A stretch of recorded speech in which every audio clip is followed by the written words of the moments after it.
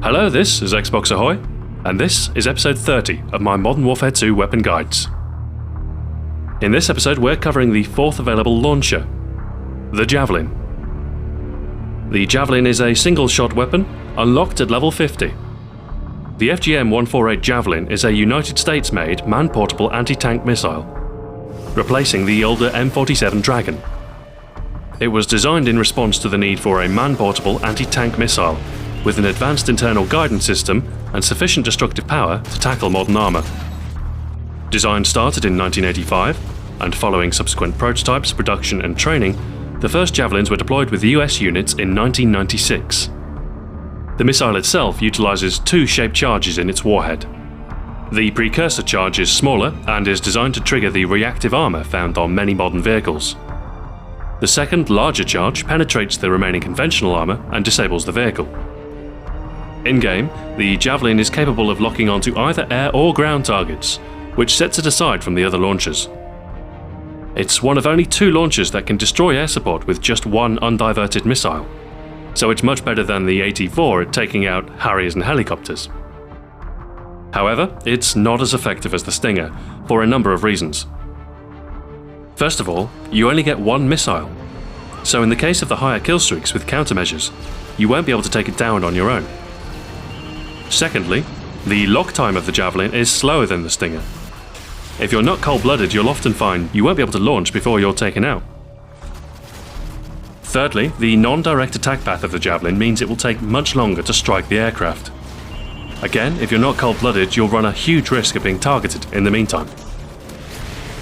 Lastly, and most perplexingly, is the Javelin's proclivity to miss its intended target. Harriers in particular will often evade the Javelin on its way down, allowing the missile to strike the ground instead of the air support.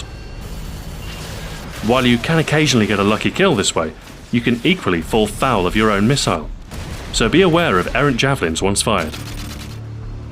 In short, the Stinger is by far the better launcher for downing air support. So this begs the question, why use the Javelin at all? The unique ground attack mode is what sets it aside from the other launchers. With it, you can place a missile accurately across the map, with a blast radius only a little smaller than a Predator missile. And with the Danger Close perk, it's almost as lethal, if a little imprecise. You need direct line of sight to fire, but the missile follows what's known as a top attack trajectory, ascending rapidly to altitude and then descending down directly on top of the target. The missile's flight time is relatively long. It will strike the target several seconds after it is launched. In real life, the Javelin follows this path to more easily take out armoured vehicles by attacking the weaker armour on top. Without an infrared source, the Javelin won't be able to lock on, but in-game you can lock on to wherever you please.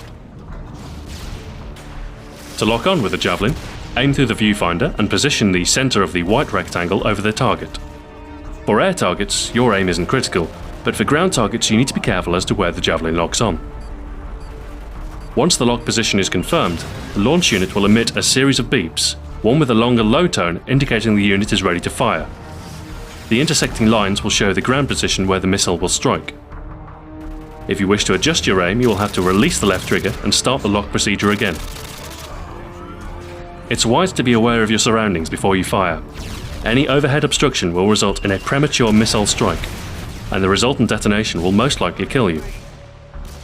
Assuming you have a successful launch, I recommend you get back into a covered position as soon as possible after firing. Launching the Javelin will attract a lot of attention, and the missile trail and distinctive launch sound will lead everyone directly to you. It's best to launch while concealed if possible. You can launch from a prone position, which will help avoid detection during the lengthy aim and lock process. It's also possible to launch from interiors through windows, as the missile travels forwards before climbing, but caution is advised. Certain maps lend themselves to the Javelin more than others.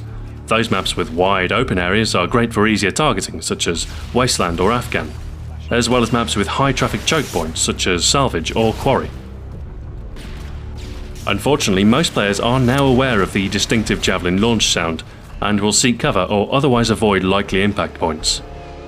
The exception to this is often at the start of matches. With fixed spawn locations and predictable first movements, first blood is relatively easy with the Javelin. In game modes with fixed objective points, such as Domination or Demolition, The Javelin works well as an area denial tool. Target the point or bomb site and you'll often score a kill or two. Even if you don't get the kill, you're denying the enemy the opportunity to capture or plant.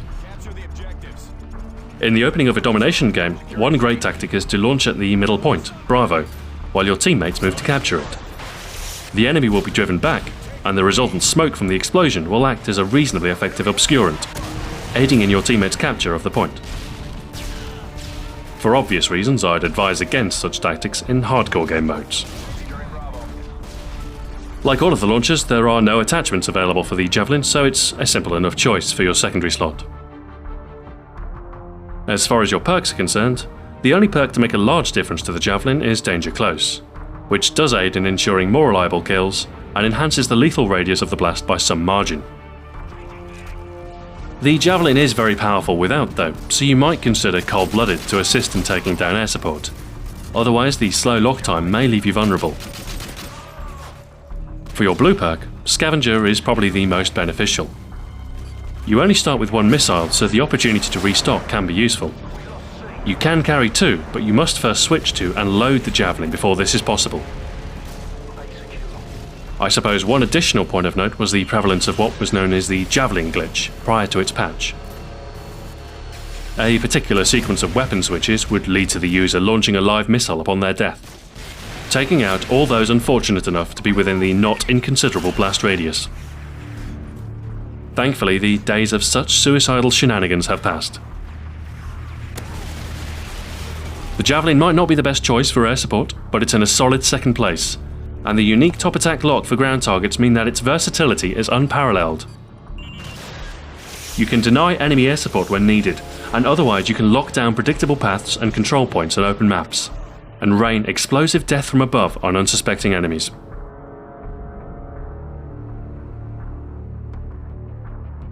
Thanks for watching, this has been Xbox Ahoy. Join me next time when I'll be covering the fourth and last sniper rifle, the M21 EBR. Farewell for now.